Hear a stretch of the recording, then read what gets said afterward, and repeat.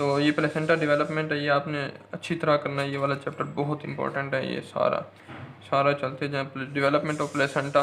इसमें MCQ SCQ आता है, डेवलपमेंट ऑफ प्लेसेंटा किस तरह होती है, उस पर लिखना पड़ता है नोट। बार बार आपको कह रहा हूँ, आपने जो फैक्टर है ना वो नहीं करने, जो मेन फैक्टर होता है ना वो पता लग जाता है कि यार ये बहुत इंपॉर्टेंट है, मतलब बार बार वो उसका जिक्र कर रहा होता है, उसको रिलेट करके बता रहा होता है, वो आपने फैक्टर करने बस, बाकी नहीं करने। बाकी ऐसे 5-6 नाम इकट्ठे बताए होते हैं, वो आपने नहीं करने।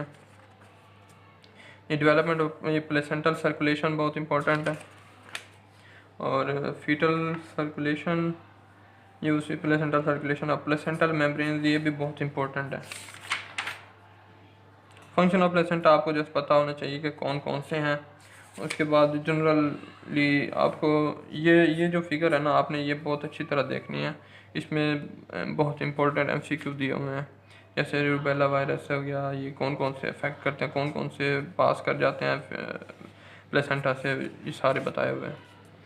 और ये जस्ट आपने रीड मार देना है यहाँ से, ये वाला सारा ट्रेपोनिमा पैलिडियम और ये न्यूट्रिशनल सब्सटेंसेस कौन कौन से होते हैं, ये सारा आपने रीड मारना है। और आपने ये ड्रग्स वाला इंपॉर्टेंट है, ड्रग्स वाला अच्छी तरह से देखना है, इन्फेक्शस एजेंट्स। और इसके बाद ये बहुत इंपॉर्टेंट है, placental endocrine synthesis and secretions, ये नहीं करना। उसके बाद यहाँ तक करना है, ये एलोग्राफ नहीं करना। एलोग्राफ के बाद ये प्रीक्लैम्पशिया, ये बहुत इंपॉर्टेंट है, ये वाली क्लिनिकल। और उसके बाद चलते हैं यूटेराइन ग्रोथ, उसमें से हाँ उसके बाद इस चैप्टर में से जो मोस्टली सवाल आता है ना वो है पार्टुरेशन और उसकी स्टेजेस ऑफ लेबर, ये इकट्ठे आता है, define parturition and stages of labour. And वो उसके हार्मोन वगैरह भी पूछ लेता है, कौन कौन सा मैकेनिज्म होता है हार्मोन्स का। ये बहुत इंपॉर्टेंट सवाल है, बार बार आता है। अच्छा, उसके बाद ये जस्ट आप रीड मार दें, और ये वाली क्लिनिकल इंपॉर्टेंट है, फीटल सर्फेसिस ऑफ प्लेसेंटा, ये सारा रीड मार दें, ये इतना इंपॉर्टेंट नहीं है। प्लेसेंटल एबनॉर्मेलिटीज़, ये बहुत इंपॉर्टेंट है, प्लेसेंटा एक्रीटा, प्लेसेंटा प्रेविया वगैरह वगैरह, ये 4-5 केसेस होते हैं प्लेसेंटा के, वो बहुत इंपॉर्टेंट है। अम्बिलिकल कॉर्ड को आपने जस्ट रीड मारना है और उसमें से मेन बातें देखनी है, जैसे ये हो गया वार्टन जेली क्या होती है, फलां फलां फलां। इसके बाद आते हैं, ये आपने ये नहीं करनी, ये वाली क्लिनिकल, और ये वाली भी नहीं करनी, इतनी खास नहीं है।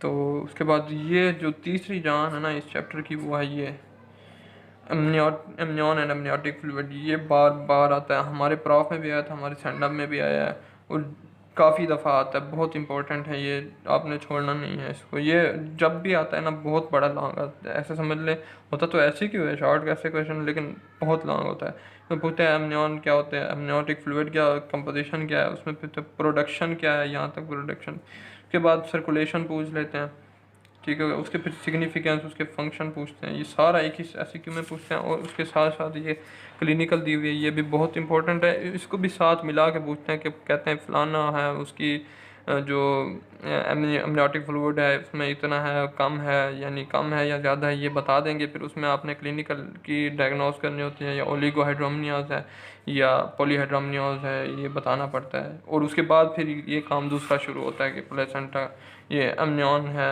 अमनियोटिक फ्लूइड की कंपोजिशन, सर्कुलेशन, फला, ये सारा अमनियोटिक बैंड, ये बहुत इंपॉर्टेंट है।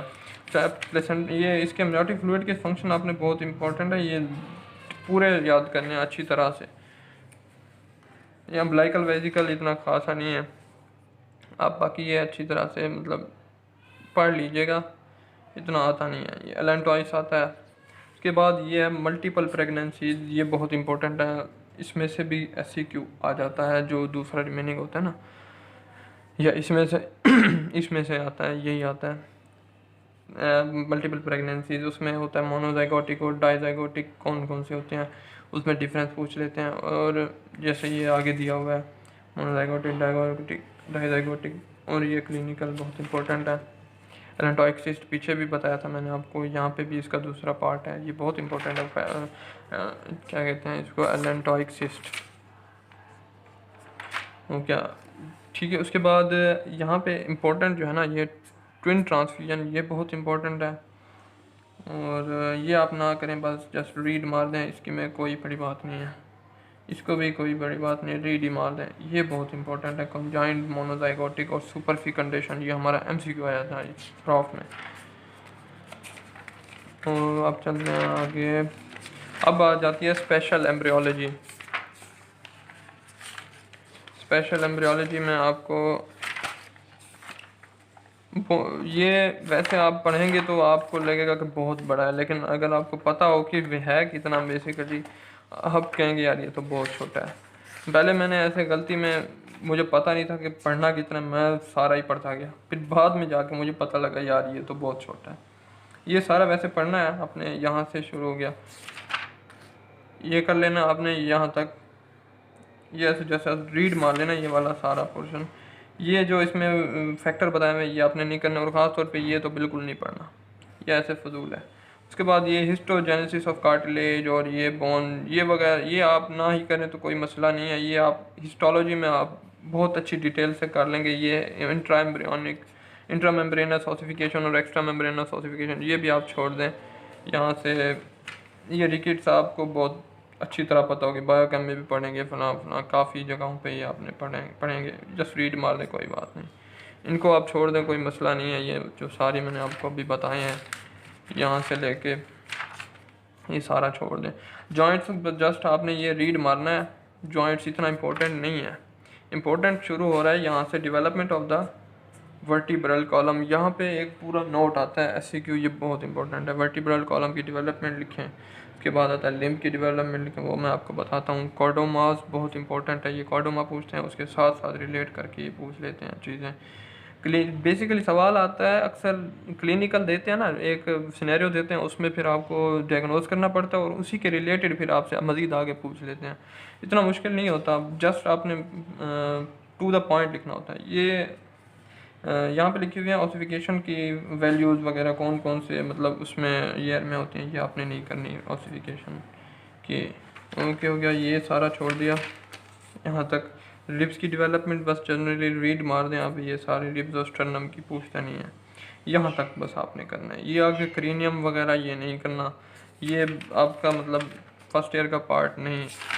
आगे आपको क्लिनिकल सिर्फ बता देता हूँ। ब्रेविकोलिस, हाँ ये इंपॉर्टेंट है। उसके बाद स्पाइना बाइफिडा हो गई, हेमीवर्टिब्रा, ये आप दो जो हैं ये ग्रॉस एनाटमी में भी पढ़ लेंगे, ये हो गया। उसके बाद बस यही है इसमें से। और उसके बाद यहाँ पे आ जाए, स्टर्नम की डेवलपमेंट है, ये फजूल है, ये इतना काम का नहीं है। इसमें से आपने जो करना है वो मैं बताता हूँ, वो है अब यहाँ पे डेवलपमेंट ऑफ अपेंडिकुलर स्केलेटन, ये आपको इस चैप्टर में भी पढ़ना है, और आगे इसका लिम्ब डेवलपमेंट अलग है चैप्टर, उसमें भी थोड़ा सा दिया हुआ है, इसमें थोड़ा सा अलग दिया हुआ है, उसमें अलग दिया हुआ है, दोनों में मतलब कंसेप्ट मिला के आपने पढ़ना है, यहाँ से भी पढ़ना है। ठीक हो गया, ये सारा मतलब पढ़ना है। अच्छा, बोन एज वगैरह ये इतना ख़ास इंपॉर्टेंट नहीं है। ये जनरलाइज मेल फॉर्मेशन, ये बहुत थिनेटोट्रॉफिक डिस्प्लेज है, ये बहुत इंपॉर्टेंट है क्लिनिकल। और हाइपर पिट्यूटरिज्म, हाइपोथायरॉयडिज्म, ये बहुत इंपॉर्टेंट है ये वाली क्लिनिकल। उसके बाद ये मस्कुलर सिस्टम जो है, ये आपने सिर्फ और सिर्फ रीड मारना है, उस ये कुछ नहीं करना, इतना ज़्यादा इंपॉर्टेंट नहीं है इसमें, ये आप सारा रीड मारेंगे। डेवलपमेंट ऑफ स्केलेटल मसल्स, ये फैक्टर्स बिल्कुल नहीं पढ़ने। उसके बाद यहाँ से बस मायोटोम से है ना, आपके एमसीक्यू आते हैं यहाँ से, इस बेसिकली मस्कुलर सिस्टम से। मायोटोम्स जस्ट अच्छी तरह रीड मार देना आपने यहाँ तक, मतलब ये पीछे तक, यहाँ तक रीड मारना है। और उसके बाद ये फ्रेंजल आर्चेस वगैरह वगैरह वाले नहीं पढ़ने, लिम्ब मसल्स पढ़ने हैं। Development of smooth muscle and cardiac muscle, ये आपने पढ़ना है। उसके बाद एनॉमलीज ऑफ मसल्स आपने देखनी है, ये इंपॉर्टेंट है, सिलेबस में भी मैंशन है। और आर्थ्रोग्राइफोसिस ये करनी है, और टार्टिकोलिस ये इम्पोर्टेंट, बहुत इंपॉर्टेंट है, ये हमारी प्रॉफ में भी आई थी, टार्टिकोलिस आई थी। और प्रून बेली सिंड्रोम ये इम्पोर्टेंट है, बाकी छोड़ देनी है, ये इम्पोर्टेंट नहीं है इतनी, बाकी जो ये होगी। उसके बाद लिम्ब डेवलपमेंट, इसमें आपको लिम्स की डेवलपमेंट बताया हुआ है। पीछे भी एक पार्ट था, वो भी आपने लाजमी पढ़ना है, कंसेप्ट बनना क्लियर नहीं होता। इसमें जो आपको फैक्टर्स बताए गए हैं ना, वो आपने याद करने हैं, सिर्फ इसमें फैक्टर जो बताए गए हैं, और सारे याद नहीं करने, सिर्फ थोड़े से याद करने हैं। मतलब जो मेन हो, ग्रोथ फैक्टर हो गया, जिनका बार बार जिक्र हो, जैसे वांट सिग्नलिंग पाथवे, ये आपने नहीं करना। मेन जिसमें जो आपको मतलब बता रहा हो, जिसमें आपको पता लगे कि ये बहुत इंपॉर्टेंट है, जिससे आप नजीब का लेक्चर सुनेंगे ना, उसमें वो आपको जो 2-3 फैक्टर बताएगा, आपने सिर्फ वही 2-3 फैक्टर याद करने हैं और कुछ नहीं करना।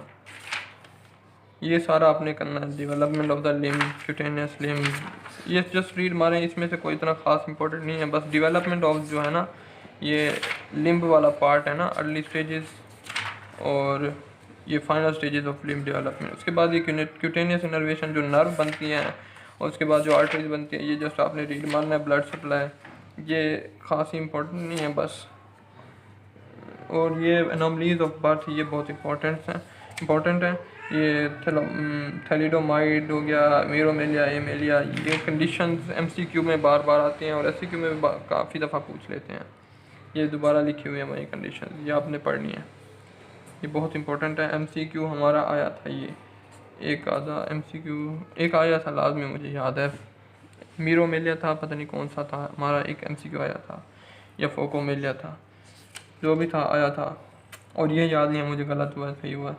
इसके बाद चलते हैं, ये स्प्लिट हैंड, ये सारी डिफॉर्मिटीज़ बहुत अहम है, ये वाली भी, ये सारी इम्पोर्टेंट है। उसके बाद आपने ये सिर्फ नाम याद रखना है और उसकी मतलब होती क्या, ब्रैकेडिकली में क्या होता है और पॉलीडिकली में, सिंडिकली में क्या होता है, उसकी ये वाली बहुत इंपॉर्टेंट है। इसकी टाइप भी याद करनी है आपने।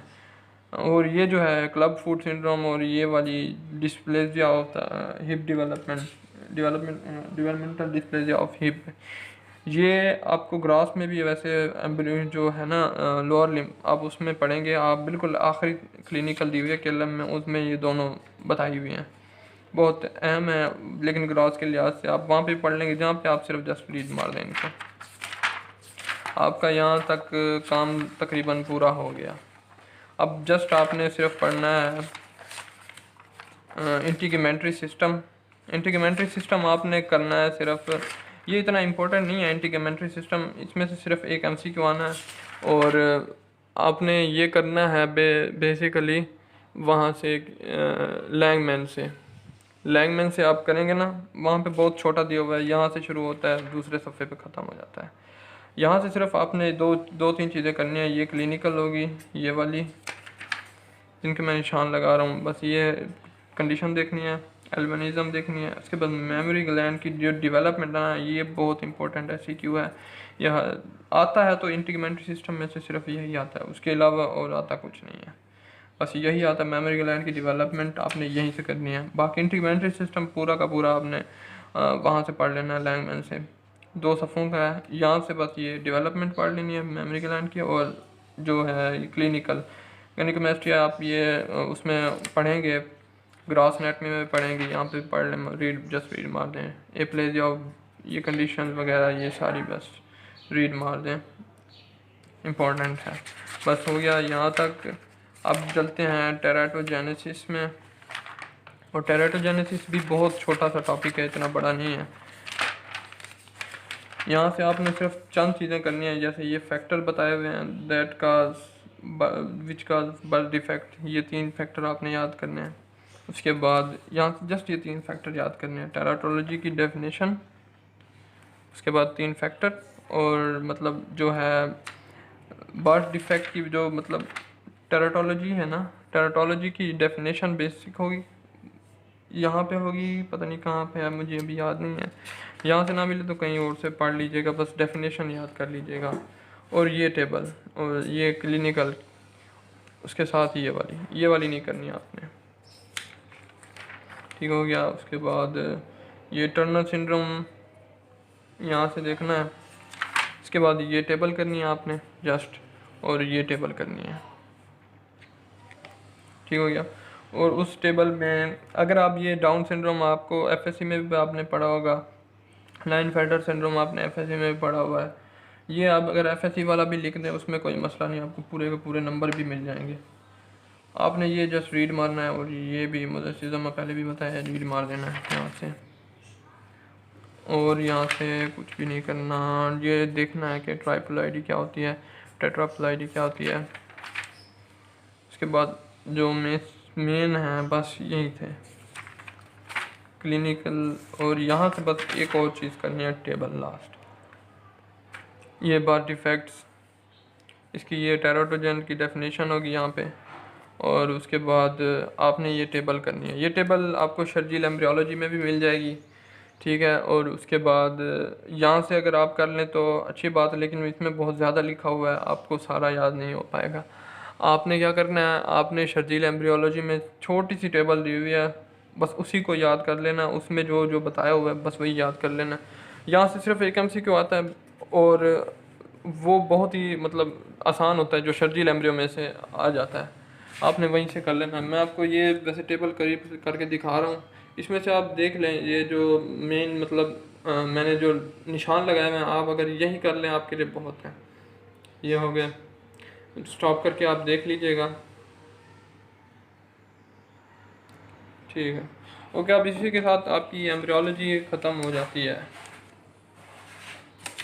बस आपका यही एम्ब्रियोलॉजी का सिलेबस था। होप कि आपको आसानी होगी।